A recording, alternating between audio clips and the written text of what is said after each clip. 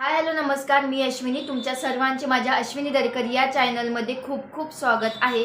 तर आज मी माझ्या यूट्यूब जर्नीचा पार्ट 4 तुम्हाला सांगणार आहे. मागच्या व्हिडिओपर्यंत जर तुम्ही अजूनही व्हिडिओ पाहिले नसतील तर ते पहिल्यांदा जाऊन पहा. त्यानंतरच तुम्हाला मी ह्या व्हिडिओमध्ये काय सांगते ते माझा जर्नी समजून येईल. तर तुम्ही अजूनही पाहिलं नसेल तर मी डिस्क्रिप्शन बॉक्समध्ये लिंक नक्की देईल, तुम्ही तिथे जाऊन चेकआउट नक्की करा. तर चला मी माझ्या व्हिडिओला सुरुवात करते. वेळ वाया न घालवता मी तुम्हाला सांगितलेलं मेंबरपर्यंत मी शॉर्टचे 2 मिलियन व्ह्यूज कंप्लीट केलेले. राहिला होता फक्त आता 1 मिलियन. आणि मला खरंच आतमधून खूप जोश होता. मी यांच्याकडून फक्त अजून 1 महिना मागून घेतलेला होता की मला असं वाटायचं नोव्हेंबर ते डिसेंबरपर्यंत मी माझा शॉर्ट्स हे जे शॉर्टचा क्रायटेरिया आहे तो नक्की फुलफिल करेल. आणि मी पुन्हा जोरदार कामाला लागली. यांचे शब्द तर माझ्या पाठीशी होते की तू यशस्वी होणार नाही. आणि त्यानंतर बाजूलाच माझ्या मानलेल्या भावाचे मोटिवेशन होते की तुम्ही हे करू शकता. आपण 2 मिलियनपर्यंत आलोय तर अजून आपण 1 मिलियन करू शकतो आणि आम्ही पुढे जाऊ शकतो. आपण तुम्ही घाबरू नका, काही अडचण आली तर मी तुमच्या पाठीशी आहे. पण काय व्हायला लागलं त्यावेळेस जेव्हा माझे 2 मिलियन कंप्लीट झाले आणि यांचा सपोर्ट, म्हणजे यांना कामामुळे तेवढासा जास्त वेळ भेटत नव्हता माझ्यासोबत शॉर्ट्स बनवायला. आणि मग मी एकटीच बनवायला लागले. त्यामुळे बऱ्यापैकी माझा शॉर्ट्सचा क्रायटेरिया डाऊन चालायला लागला. पण मला वाटलं, असं होतं म्हणतात की डाऊन वगैरे जातो चॅनल आपला, तर म्हटलं ठीक आहे पुन्हा होईल चालू. शॉर्ट्स माझे डाऊनला जायला लागले आणि मग मला खरं टेन्शन आलं, कारण माझे जवळपास 2 मिलियनच्या पुढे व्ह्यूज गेलेले आणि तिथून नंतर माझे व्ह्यूज डायरेक्ट डाऊनला यायला लागले हळूहळू. 2 मिलियनचं 1.9. मनात तर एवढा त्रास व्हायचा की मी 2 मिलियनपर्यंत कशी आली होती आणि आता पुन्हा डाऊन जायला लागलं. पण पुन्हा तिथं काहीतरी असं झालं की नोव्हेंबरमध्ये तर माझं चॅनल डाऊन व्हायला लागलं. मग माझी मनस्थिती अजून खराब व्हायला लागली, कारण मी पुन्हा 2 मंथ ऑलरेडी वेस्ट केलेले होते की ज्याचा मला ऑलरेडी पेमेंट नव्हतं आणि माझ्या घराला माझा काही हातभार नव्हता. त्यामुळे मग काय झालं, मी अजून डिप्रेशनमध्ये जायला लागले. पण लकीली डिसेंबरमध्ये माझे लॉंग व्हिडिओ चांगले चालायला लागले. 2-3 व्हिडिओ माझे चांगले गेले. त्यामुळे माझा वॉच टाईम ते एकाच मंथमध्ये 600 ते 700 घंटे मला भेटला. आणि मग मला असं वाटलं की ठीक आहे, शॉर्ट्स डाऊनला जातात पण माझा लॉंग चालायला लागलाय. मग पुन्हा माझ्या मनात आलं की नाही, आपण थांबायचं नाही, आपण धावायचं. मग मी तिथून पुढे कॅल्क्युलेशन केलेलं की प्रत्येक महिन्यात जर आपण 500 घंटे कंप्लीट केले वॉच टाईम, तर 3000 घंटे आपले लकीली पुढच्या 2-3 महिन्यात कंप्लीट होऊन जातील आणि आपला लॉंगचा क्रायटेरिया कंप्लीट होईल, फुलफिल होईल. मग मी डिसेंबरमध्ये लॉंगकडं जास्त लक्ष दिलेलं. डिसेंबरमध्ये माझे चांगले सबस्क्रायबर पण झालेले, 7000 सबस्क्रायबर माझे झालेले आणि माझ्या लॉंगचे व्हिडिओसुद्धा चालायला लागलेले. मग जानेवारी आला. मग आता आशा तर वाढली होती, त्यामुळे मग यांच्याकडून पुन्हा 1 महिना असं वाढवून घेत होते. पण जानेवारीत अशी परिस्थिती आली की यांचा बिझनेससुद्धा बऱ्यापैकी चालत नव्हता, ठप्प झालेला होता, काय करायचं सुचेना.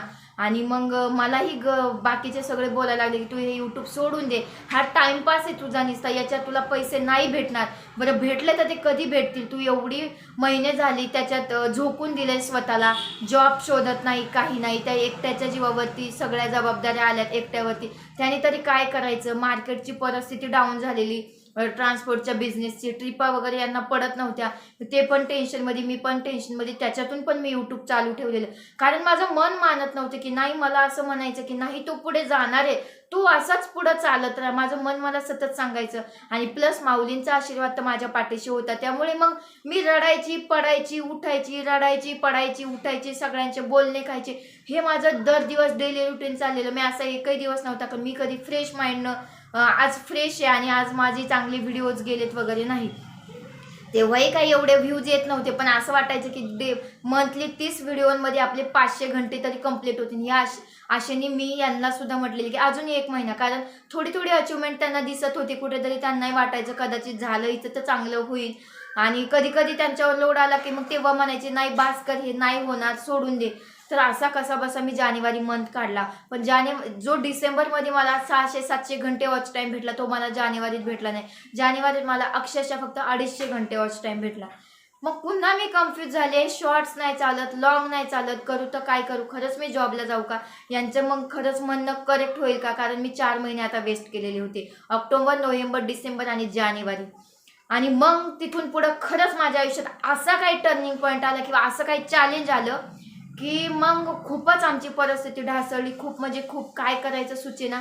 कारण पुन्हा पुढं स्वराजचं फर्स्ट स्टँडर्डचं ॲडमिशनसुद्धा घ्यायचं होतं आणि नाही माहिती तुम्हाला शहरामध्ये जवळपास 70,000 ते 80,000 रुपये तुम्ही नॉर्मल स्कूलला गेले तरी एका वर्षाची तुमची एका इयरची फी तुम्हाला भरावी लागते आणि खूप मोठं पुढं प्रॉब्लेम क्रिएट राहिलेला. तोपर्यंत यांनीसुद्धा कर्ज करून ठेवलेलं, कर्ज वाढत चाललेलं, जवळची सेविंग संपलेली.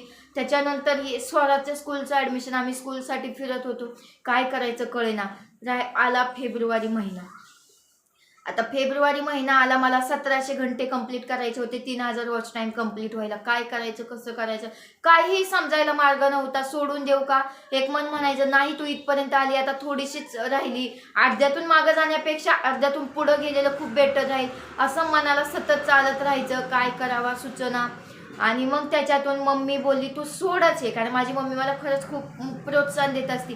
पण ती सुद्धा त्यावेळेस म्हटली सोडून दे, कारण एवढं जर सगळा प्रेशर येतोय की किंवा तू रडतीये, तुझी तब्येत खराब झाली, म्हणजे अजून पैसे वेस्ट करण्यापेक्षा तू हे सोडूनच दे. तर मी म्हटलं तिला माझ्याच्याने सोडणं नाही होणार, मला शेवट आता लास्ट. आतापर्यंत मी प्रत्येक वेळेस एक एक महिन्याचं तुमच्याकडून मागत होते की 1 महिना द्या, 1 महिना द्या. ठीक आहे, मी चुकली आहे, माझ्याकडून तो क्रायटेरिया कंप्लीट नाही झाला, माझ्याकडून जो दिलेला शब्द आहे तो कंप्लीट नाही झाला, पण आता लास्टचा मला 1 महिना द्या. आणि एका महिन्यात मी विनायकला म्हटलं काहीही झालं तर ह्या एका महिन्यात आपल्याला आपला चॅनल मॉनिटाईज करायचा. नाही झाला फेब्रुवारी एंडपर्यंत चॅनल मॉनिटाईज तर मी यूट्यूब सोडून देणार. मग मला कितीही त्रास झाला तरी चालेल, मला थोड्या दिवस त्रास होईल, पण नंतर मी त्याच्यातून रिकवर होईन आणि माझ्या जॉबला सुरुवात करेन. माझ्याकडे आता राहिला होता अक्षरशः 1 महिना आणि ती लास्ट स्टेज होती माझ्यासाठी, ते चॅलेंज होतं माझ्यासाठी. मग मी विनायकशी बोलले, त्यांनी मला सांगितलं की नाही आपण सुद्धा या महिन्यात करूयाच, काही झालं तरी आपण ह्या महिन्यात आपला चॅनल मॉनिटाईज करूया. मी खूप सारे प्रॉब्लेम फेस केलेले होते, एकटी खूप सारी रडले होते, सगळ्या सिच्युएशन हँडल केल्या होत्या, खूप साऱ्या अडचणी सुद्धा आल्या. माझ्याकडे नेट नव्हतं, जिथे मी कंपनी सोडल्यानंतर माझ्याकडे वायफाय नव्हता, मी मोबाईलच्या डेटावरती चालवलेली. आणि लकीली माझ्या मम्मीच्या तिथे एका मेडिकलमध्ये वायफाय होता, तर मी तो वायफाय यूज करायची, पण तो वायफाय सुद्धा नंतर बंद झाला होता आणि टार्गेट तर माझ्या पुढे खूप मोठं होतं. तर कसं कंप्लीट करायचं, तर आता पुढचा व्हिडिओ तुम्ही नक्की पहा की मी एका महिन्यात माझा चॅनल कसा मॉनिटाईज केला आणि मी स्वतःला चॅलेंज दिलेलं कसं कंप्लीट केलं, हे पाहण्यासाठी तुम्ही पुढचा पार्ट नक्की पहा. तर थांबूयात आपण येथे. तुम्हाला माझा हा व्हिडिओ आवडला असेल तर व्हिडिओला लाईक करा, शेअर करा, आपल्या चॅनलवर नवीन असाल तर सबस्क्राईब करायला विसरू नका. भेटूया अशा नवीन नेक्स्ट व्हिडिओमध्ये. तोपर्यंत धन्यवाद.